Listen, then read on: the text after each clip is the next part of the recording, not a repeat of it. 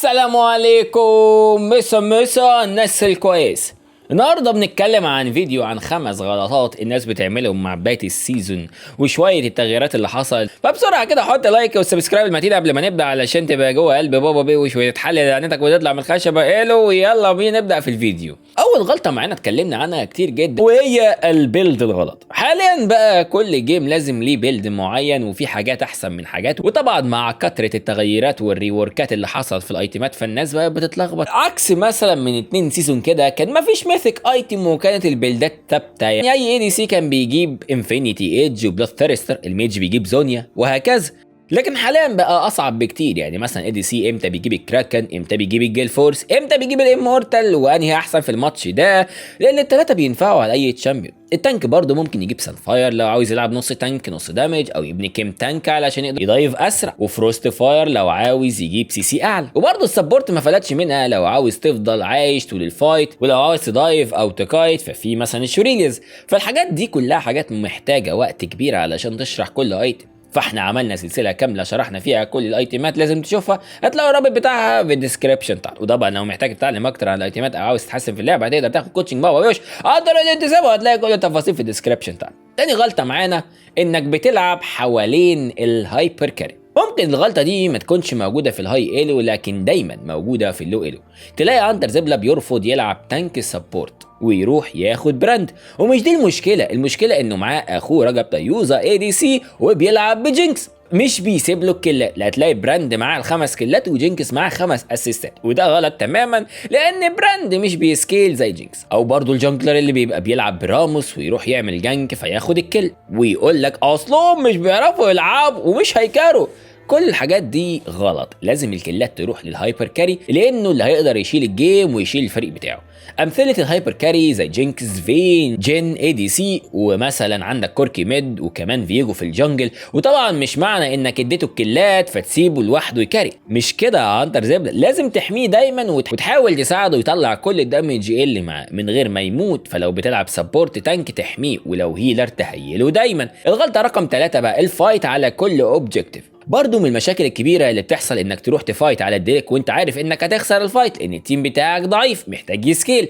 لو اتفرجت يا استاذ بيلي على البطولات فهتلاقيهم احيانا بيسيبوا الديريكات ببلاش لانهم عارفين انهم لو راحوا يفايتوا هيموتوا، يعني هيخسروا الديريك ويدوهم الكلات. الصح انك لو عارف انك لسه ضعيف ومحتاج تسكيل فسيب الديريك وروح على الريفت خده، او حاول تجانك توب.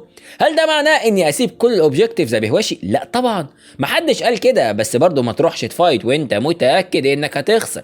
يعني مثلا بتلعب فيدل ستيكس قدام راموس وده اول ديريك في الجيم، انت مستحيل تقدر تفايت لانك لسه ضعيف محتاج على الاقل ليفل 6 وايتمات. ساعتها الاحسن انك تسيب الديريك وتروح للريفت. لكن لو فضل لهم ديريك على السول ساعتها لازم تفايت او حتى تحاول تستيل. الغلطه رقم 4 الكوميونيكيشن. من اكبر الغلطات اللي كلنا بنعملها هي ميوت الكل او ميوت اول، واي حد هيقول لك علشان الناس توكسيك، بس للاسف ده غلط جدا لان انت مش بتبقى عارف التيم بيعمل ايه. يعني مثلا الجانجلر بتاعك مش عايز يفايت على الدريك وكتب في الشات، بس طبعا علشان انت مستر بيلي في نفسك انك عامل له ميوت فانت اتحركت على الدريك لوحدك فمت. او الانمي ميد لينر اتحرك وطبعا الميد اللي معاك عمل له مليون بينج بس انت قافلها من اولها ومش هتعرف ان حد نازل لك. او مثلا الجانجلر انت عارف انه في التوب سايد بياخد السكاتل فتحذر التوب اللي معاك انه ممكن يطلع له بعد السكاتل. وانت كمان يا عنتر زبله حاول تفيد التيم وتعمل لهم بنجات تساعدهم.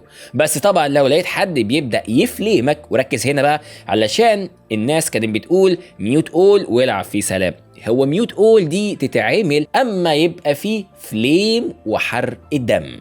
اعمل له ميوت علشان تركز في الجيم، لكن ما تعملش للكل عمال على بطال. الغلطة رقم 5 بقى وهي التشامبيون بول. دي بقى انا شايفها اكبر غلطة بتتعمل، وهي ان الشخص بقى بيلعب بكل التشامبيونات. وانا دايما اي حد بيسألني بقول له اخرك 3 تشامبيونات، لو هينفع تبقى وان تريك يبقى احسن، بس عشان لو اتبنت فيبقى معاك اختيارين تانيين. هتقولي بزهق من التشامبيون يا بهواشي.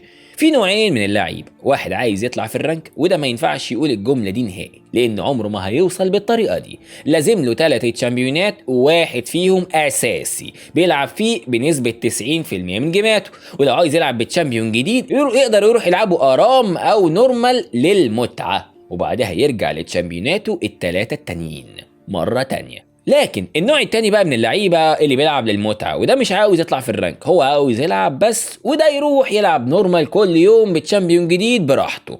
طيب خلاص انا هلعب ب3 تشامبيون يا بهواشي، بس انا بعرف العب بكل التشامبيونز زي التلاتة دول. ايه الفايدة من ده اني العب 3 بس؟ تعال اقولك.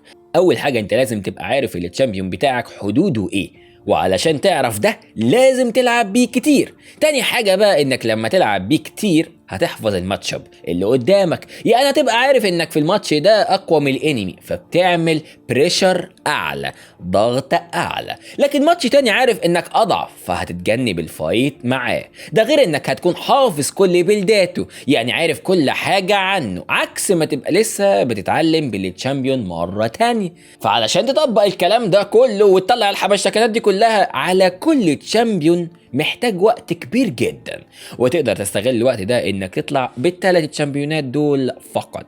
وطبعا تقدر تتعلم كل حاجه عن التشامبيون بتاعك وتريكاته عن طريق الكوتشنج مع بابا بيهوش، ولو انت ثبت في القناه هتلاقي كل التفاصيل في الديسكريبشن تحت. وجينا بقى لسؤال حلقتنا النهارده: ايه اكتر غلطه التيم بتاعك بيعملها بتعصبك يا استاذ بيلي؟ وبكده الحمد لله نكون خلصنا حلقتنا النهارده، اتمنى تكونوا استفدتوا واستمتعتوا وما تنسوش تقدرونا باللايك والسبسكرايب والشير لو على الفيس يا استاذ بيلي، وعند زبله وعبد حناكه ورجب تيوزه حبايب قلبي بابا ويهوش، اعملوا لنا اللايك والفولو بليز. والى لقاء جديد في فيديو جديد، نشوفكم ان شاء الله طالعين من الخشبه. يلا بينا.